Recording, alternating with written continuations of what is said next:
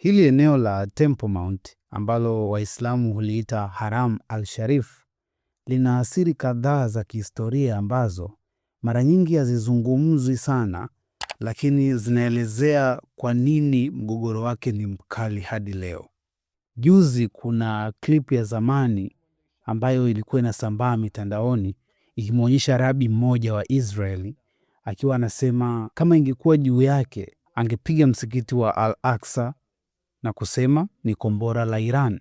If it was up to me, the last time when they shot hundreds of missiles, I would pretend that one missile came from Iran and shoot it down. You know, then all the Arabs would go against Iran and it would be the end of the problems. You make them fight with each other, this bunch of lunatics. Hii video ilitrendi baada ya kuanza kutumika na wachambuzi wa siasa na situation inayoendelea kati ya Israeli na Iran, na hii kauli iliibua hofu kwa sababu hili eneo ndo lina ile Dome of Rock, eneo ambalo ni alama kubwa ya Uislamu duniani. Lakini ni muhimu kuelewa kitu kimoja. Hii kauli sio sera ya serikali ya Israeli, ni mawazo ya mtu binafsi ndani ya mjadala mkali wa kidini na kisiasa, na ndio maana umeleta haya yote. Sasa ni sehemu ambayo tumeshaizungumzia hii ya Temple Mount, so kuna baadhi ya vitu vichache ningetamani kukupa uelewe kuhusiana na hatma ya Temple Mount na hiki kinachoendelea West Asia kwa sasa hivi, tunapaita Mashariki ya Kati, Iran versus Israeli. So nimekuambia kuna mambo matatu ambayo ni muhimu kuelewa ili kuweza kuelewa huu mgogoro hapa. Jambo la kwanza, hakuna uchimbaji mkubwa wa arkeolojia unaoruhusiwa hapa Temple Mount. Na hili ndo jambo la ajabu kuhusiana hili, kwamba wataalamu wengi wa historia wanaamini hekalu la Wayahudi, Second Temple, lilikuwa eneo hili. Lakini kwa sababu hapa ndipo ulipo msikiti wa Al-Aqsa na Dome of Rock, uchimbaji mkubwa wa ecology hauruhusiwi. Sasa matokeo yake, ushahidi wa moja kwa moja wa chini ya ardhi ni mdogo sana. Na pili, kila upande hutegemea historia, maandiko ya dini kwa maana ya theology na uchunguzi wa maeneo ya pembeni. Na ndio maana huu mjadala unakuwa ni ngumu kufungwa. Kwa hiyo hakuna jibu la direct la endapo kweli huu msikiti ulipo na hii Dome of Rock ndipo hapo lilipokuwa hekalu la zamani. Nitakuelezea kwa nini. Jambo la pili, hii ilikuwa ni kama ishara ya power. Kama utakumbuka story ya ukuta wa Berlin niliokuletea, nilikuambia hawa wauni waligawana nchi, kagawanywa katikati, alafu kamji kanaitwa Berlin kaliko ndani ya hii nchi moja wakagawana. Kwa sababu gani? Kwa sababu Berlin ilikuwa ni kama ishara ya ushindi wa vita ya pili ya dunia. Mji kama mji, achana na eneo. Kwa hiyo story ilikuwa hivi ya Jerusalem. Hii sehemu imepitia kwenye falme nyingi sana. Walianza na wafalme wa Israeli wa kale, ndio unasikia hao wakina Daudi, wakina Suleiman na wengine.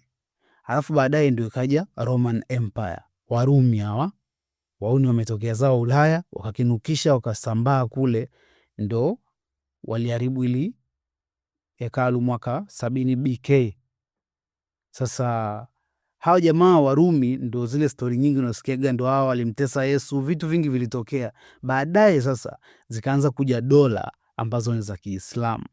Warumi walikuwa ni watu wanaabudu miungu tu ambao walipata kwa Wagiriki huko. Baadaye ndo wakauchukua Ukristo, ni watu walikuwa wanahamahama. So na ndo maana nadhani hata hii empire yao imekufa. Then ikaja dola za Kiislamu zikatawala hili eneo. Baadaye ndio kaja Ottoman Empire, na baada ya vita hizi za dunia Waingereza, na sasa hivi ndo Israeli inalitawala. Kwa hiyo hili sio eneo tu la kidini, lilikuwa ni alama ya mamlaka ya kisiasa, kama ulivyoona mji wa Berlin. Nakupa mifano ya Berlin ili kuondoe kwenye illusion ya kihistoria ambayo huwa ipo kwa wengi, kwamba ukiongelea historia ya Mashariki ya Kati ina sound kama spiritual, tofauti na ukiongelea historia ya Ulaya, Afrika, Asia na sehemu nyingine. kwa sababu hili eneo hapa ndio dini nyingi zilianzia ambazo zipo duniani mpaka sasa hivi. Kwa hiyo mtu ambaye anadhibiti eneo hili ni kama anadhibiti Jerusalem, kama vile ambavyo waliamini ukidhibiti Baalin, kakipande ka Baalin, basi unahesabika kama wewe ni mshindi wa vita ya dunia na faida zake zote ambazo zilikuja baada ya hapo. Jambo la tatu, hili eneo ni takatifu kwa dini zote tatu kwa wakati mmoja, na hii ni nadra sana kukuta haya maeneo. Ndo Baalin ilichokosa. Jerusalem, hili eneo la Temple Mount kwa Waislamu ndo zilipo Al-Aqsa ambao ndo msikiti, alafu ni msikiti wa tatu kwa utakatifu baada ya Maka na Madina. Kuna argument zipo kuhusiana na uwepo wa msikiti, na ndo sometimes labda zinawapa watu kuongea haya wanayoongea. Kwa mfano, kutoka Saudi Arabia alipokuwa Mtume Muhammad ni mbali sana kufika hapa, na huu mji ambao unaitwa Old City, unajua Jerusalem ya sasa hivi sio Jerusalem ile tunayosikia zamani. Jerusalem ile OG kwa sasa hivi wanaita Old City, mji wa kale. Huu mji ulikuwepo kabla ya uwepo wa Mtume Muhammad. Kwa hiyo hili jina limekuwepo na limekuwa likipiganiwa kwa miaka mingi, lakini cha kushangaza ni kwamba hakuna sehemu yoyote ambapo imetajwa Jerusalem kwenye Quran. Na Waislamu wanasema ni kwa sababu Muhammad hakuandika Quran, ilishushwa. Kwa hiyo haina mji, sio yeye aliandika. Lakini hata kwenye stori zake nyingi sana hakuna sehemu ambayo ameitaja Jerusalem kwamba aliwahi kufika au iliwahi kutokea nini. Kuna stori moja tu ya upande wa Waislamu, ni stori za pembeni ambazo zinaeleza kuna hii safari ya usiku ya Mtume Muhammad. Sasa ilikuwa wapi specific, ilo nalo ni changamoto nyingine. Lakini serikali za Kiislamu ambazo zilikuja kutawala hapa zilikuja kujenga ili eneo. Sasa walipata ushahidi gani? Hiyo na discussion pana sana. Waislamu watadefend kivyao wanavyojua, na upande huu mwingine wanashambulia kivyao. Sasa hii ndio changamoto iliyopo hapa, kwamba kama kweli huu mji ulikuwa ni mji muhimu hivi, kwa nini haujawahi kutajwa popote? Kwa sababu kwenye Bible huu mji umetajwa mara 100 kadhaa. So hakuna ubishi kwamba huu msikiti ulikuja miaka mingi baada ya Jerusalem kuexisti, ulikuja miaka mingi baada ya temple kuwepo. Sasa issue ni kwamba kwa akili tu za kawaida, hata tukihesabu tangu msikiti umejengwa mpaka sasa hivi, nadhani kuna uhalali wa kusema hiki ni kitu chetu muhimu. Na ndo tunarudi pale pale kwenye ile hoja kwamba binadamu akishakiamini kitu kinakuwa ni halali. Hata tukisema tu kipindi ambacho huu msikiti unajengwa, na wewe ambaye unajiita Mtanzania sasa hivi, tukauliza babu yako alikuwa wapi wakati huu msikiti unajengwa, hakuwa hapa Tanzania. You see? So ukisema kwamba Waislamu hawapaswi kuita huu msikiti ni sehemu yao kwa sababu tu ulijengwa after, kila kitu unachokiona sasa hivi hapa hakikuwepo, wala mababu zako hawakuwepo. Na hiyo ndo dilema iliyopo ya binadamu, kwamba hivi tunavyosema ni haki yako ya kihistoria, tunarudi nyuma hadi wapi? Kwenye imani ya Wayahudi wanaamini kuna jiwe ili ambalo lipo mbele ya Temple Mount, ambalo hapa ndipo Mungu alimpulizia Adamu ile pumzi yake ya uzima, na hapa ndo mzee wao yule Abraham ambaye ndo babu wa dini zote hizi zinazopigana sasa hivi, hapa ndipo alimsacrifice yule mtoto wake. Ukumbuke pia hii sacrifice ya Abraham kwa mtoto wake ni sacrifice muhimu kwa dini zote pia. Kwa hiyo hapa pia ndio ilifanyika. Kwa hiyo mfalme wao yule wa kwanza Suleiman alijenga tempo hapa akiwa anataka liwe ni sehemu ya kudumu. Wanaamini pia hii ndio katikati ya dunia, center of universe. Na tatu, kwa Wakristo ni eneo hili linahusiana na maisha ya Yesu wakati wa enzi zake. Alikuwa anaingia hapa, lakini pia ndo kaburi lake pale chimbo. Kwa hiyo kifupi ni sehemu ambayo wanakujaga Wayahudi, wanashika huo ukuta ambao viongozi wa Marekani lazima aje aushike, na viongozi wote duniani wameitengeneza kama nani, ni kitu fulani hivi kwamba inabidi uende ushike ukuta, ndo Wayahudi wakuone kwamba wewe ni mtu wao. So ni muhimu kiasi hiko, na hii inafanya dini kuhisi ni haki ya kihistoria na kiroho hapa. Na hapa ndo tunaingia kwenye maajabu ya binadamu na story. Kuna huyu jamaa hapa, nadhani nimesha kupa recommendation mara nyingi sana, Yuval Noah Harari, mmoja wa watu wazuri sana kama unahitaji kuijua historia ya hii dunia na mwanadamu kiujumla.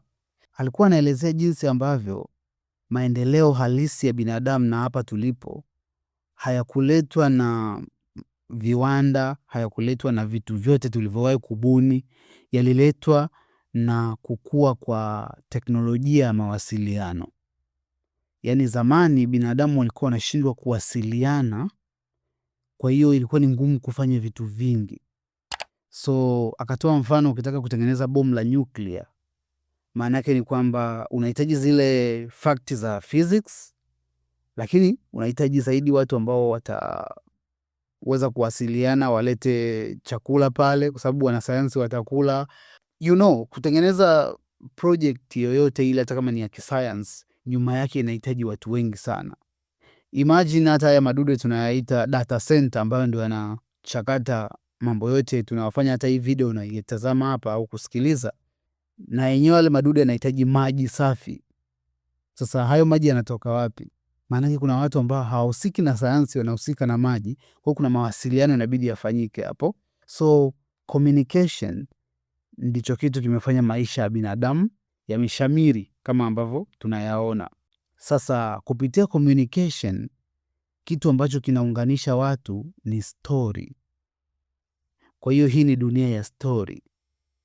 Ukiangalia hiki nilichokuambia hapa cha Al-Aqsa Mosque na kila kitu kinachoendelea, ni story binadamu alizonazo kuhusiana na hili eneo. Sio kwamba ukifika pale unaona kuna kitu cha maana au utakatifu, au ukifika pale kuna upako na kushukia. Hapana, ni just story ambazo binadamu tumeambiana muda mrefu kwamba hawa wanaamini kwamba hapa ndo mtume wetu alikuja akaendea mbinguni. Hakuna maelezo ya kihistoria ama ushahidi kwamba mtume alitoka Saudi Arabia akaja kuendea hapa, lakini ni story ambayo tayari imekuwepo, na uwezo kuwaita watu ambao wameiamini story wajinga. Chochote binadamu akikiamini kinakuwa na inabidi ukiheshimu. Sasa hawa wengine wanaamini kwamba hapa ndo lilikuwa lile tempo letu ambalo liliwahi kuangushwa zamani. Kwa hiyo tunataka tulijenge, yani siku moja ili Masia aweze kurudi lazima Israeli iwe kubwa kama Netanyahu wanavyosema, na kingine ni hili tempo lazima tulijenge ili tuweze kurudisha ule ufalme wa zamani wa Israeli. Hili tempo linatakiwa kujengwa hapa ulipo msikiti, na hii Dome of Rock ambayo ilikuja kujengwa miaka ya baadaye, baada ya Wayahudi wameshajenga tempo lao, lakini hakuna ushahidi pia kama nilivyokuambia hadi leo. By the way, kuna fakti nyingine za kihistoria kuhusiana na exactly ile hekalu lilikuwa hapi. Kwa sababu tuanze kwanza, hivi Wayahudi walijuaje kwamba hapa ndo tempo lilipokuwa? Kuna hoja kadhaa ambazo ni maelezo ya zamani ya kuhusu maji. Moja ya ushahidi ambao unatajwa sana na wanahistoria wa upande wa Uyahudi wa karne ya kwanza hiyo ni huyu jamaa anaitwa Flavius Josephus. Bwana Jose aliandika maelezo mengi kuhusu hekalu la Wayahudi na huu mji wa Jerusalem kabla ya kuharibiwa na Warumi miaka ya 70 baada ya Kristo.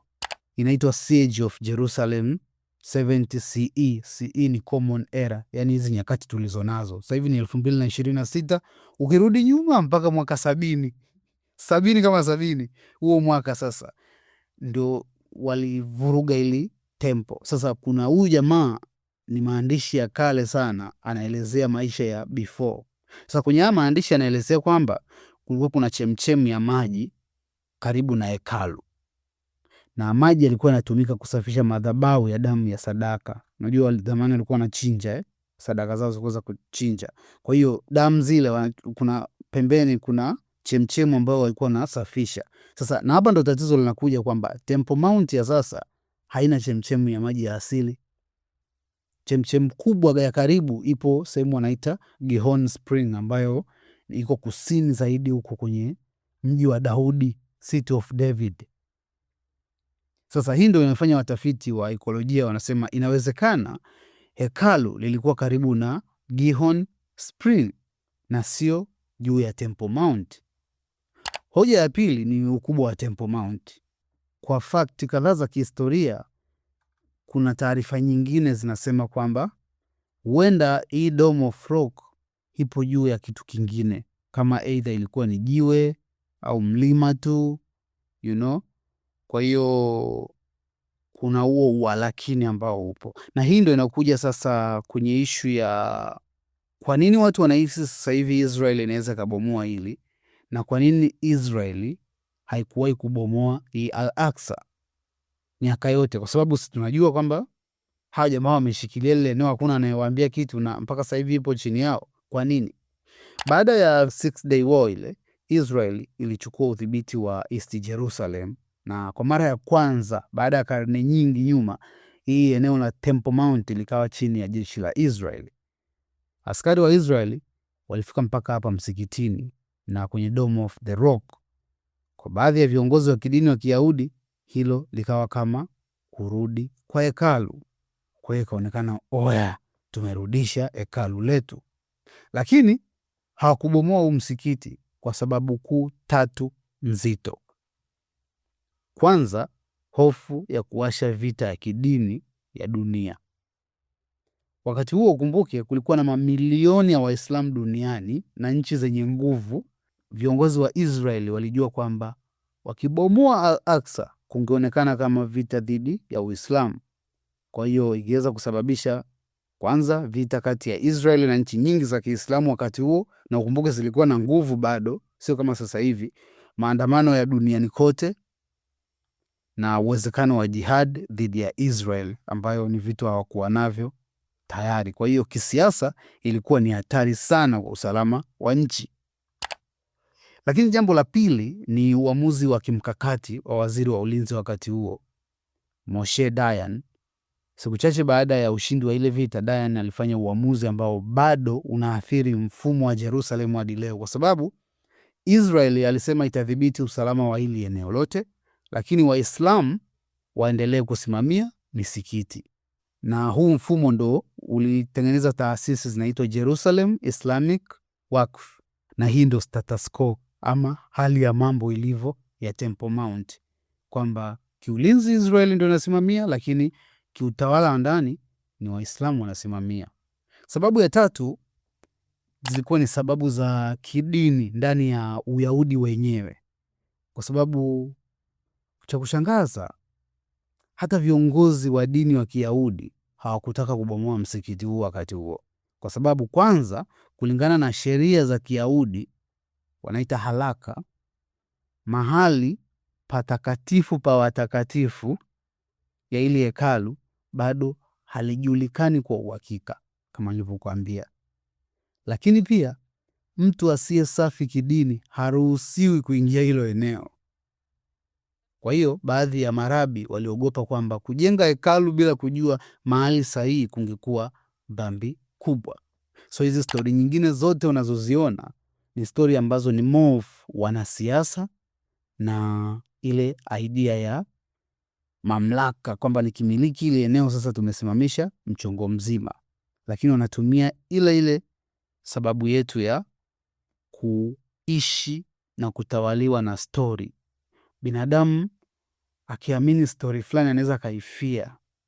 Hata leo wakisema wafanye hizo fitna wakaubomoa msikiti, endapo wakichimba wakakuta hakuna mabaki, tafsiri yake italeta namna mpya sana ya hatma ya siasa za Mashariki ya Kati, kwa sababu wakina Netanyahu wanachokizungumzia hapa ni kwetu, ni stori za kusimuliana za miaka 2000+. So tukisema turudishe mababu zako kama 10 nyuma, inawezekana hata hawakuwa wanaishi hapa ulipo sasa hivi, na inawezekana hata usiweze kuelewa wanahusiana vipi na wewe. Dunia imebadilika kinoma. Imagine tu wewe umeondoka kwenu kijijini, uliporudi mabadiliko ambayo yametokea ndani ya miaka hii ukiwa hai. Imagine miaka 2000, vitu gani vimebadilika? And then binadamu wanagombania kwamba hapa ndo kilipo kitu changu, hapa ndo kilipo kitu changu, na ndizo story ambazo wanaziamini, na ndicho chanzo cha haya yote unayoyaona. Sasa hatari iliyopo ni kwamba Iran ni kama geti la mwisho ambalo Israeli walikuwa labda wanaliogopa ukaguzi wake endapo watafanya hili tukio, kwa sababu kuna watu wenye akili mbovu ndani yao. Kama kuna mtu ambaye ameshaongea hilo na linasambaa, maana yake ni kitu watu wanakiwaza, lakini ni kitu ambacho ni bomu ambalo sijui nini kitatokea baada ya hapa. Lakini Israel imeshampunguza makali Iran, na kitendo cha Israel kukosa mtu wa kumcheck, kwa sababu Iran ndo alikuwa anamcheki tu kwamba oya, usije ukagusa hivyo vitu, jichunge kijana. Lakini sasa hivi ukiangalia, Israel kashavuruga nchi zote hizi ambazo zilikuwa zinajiendesha Kiislamu, na wapo au wenye itikadi kali wakina Netanyahu wanaoamini kwamba wataitengeneza Israeli kubwa, lakini ndo mchakato uliopo sasa hivi. So unaweza ukaona jinsi gani ambavyo ulimwengu ni story. Ukienda pale ni jangwa tupo, lakini story ambazo tumeambiana, story ambazo tunaziamini, story ambazo ni just story. Sawa, unaweza ukasema ni za kweli, unaweza ukawa unaziamini, unazipa nguvu, unaweza ukapigana ukaua mtu, lakini uhalisia mmoja tunaokubaliana ni kwamba ni story. Hakuna mtu aliyeona, hakuna mtu aliyefanya chochote, ni story. Na wengi wetu hatujasoma hata, just tumeambiwa muda mrefu. Na hofu yetu haipo kwenye kuzihakiki, hofu yetu ipo kwenye bila hizi story tutakuwa na nini? Kwa sababu inaogopesha zaidi kitu ambacho umeishi nacho muda mrefu, halafu leo hii inabidi usikiamini tena. Then uamini nini? Binadamu hatujatengenezwa kuwa kwenye hali hiyo. Kwa hiyo stories zimetusaidia, lakini story pia zimetufanya tunashindwa kuishi pamoja, na ndo uhalisia uliopo, licha ya kwamba tumefikia hatua kubwa sana ya kutengeneza kila kitu. Na hapa ndo namaliza kwa tafakuri moja kwamba generally tunaamini information ama mawasiliano kati yetu yangeongeza ukaribu kati yetu, lakini ukweli ni kwamba taarifa sio ukweli. Information is not the truth, wanasema. Ingawa watu wengi tunaamini kwamba tunahitaji taarifa. Uhitaji taarifa, unahitaji ukweli, na ukweli ni ngumu sana kuupata, na sehemu kubwa ya story ambazo tumetengenezewa ni fixed. Kwa sababu hata mimi au wewe tukitaka turudi nyuma tupate story fulani ya mtu aliyewahi kuishi mwaka jana tu, itabidi tutumie muda mrefu sana. Lakini namna rahisi ni kutengeneza story ambayo itaeleweka na wote kuhusiana na huyu mtu mwaka jana, kwa sababu kuutafuta ukweli ni ngumu. So tunaishi kwenye hiyo reality, na ukielewa hiyo itakufanya usiende too much mpaka ukashindwa kuishi vizuri na watu wa karibu yako kwa sababu ya hizi story na mambo ambayo tunayaamini. I hope imekusaidia kitu aka uchambuzi, kwa sababu sehemu kubwa ya content za kuhusiana na historia ya Mashariki ya Kati, wa Palestina, wa Israeli na hata hii Temple Mount tulisha kuelezea kwenye episode ya Picha Linaanza hii hapa. Kwa hiyo utafuatilia details zaidi, lakini ni mjadala upo duniani na nikasema niulete kwenye MDC update. Asante kwa kila ambayo unasema una enjoy hizi content na unasema zinakuongezea kitu fulani hivi fantabulazi.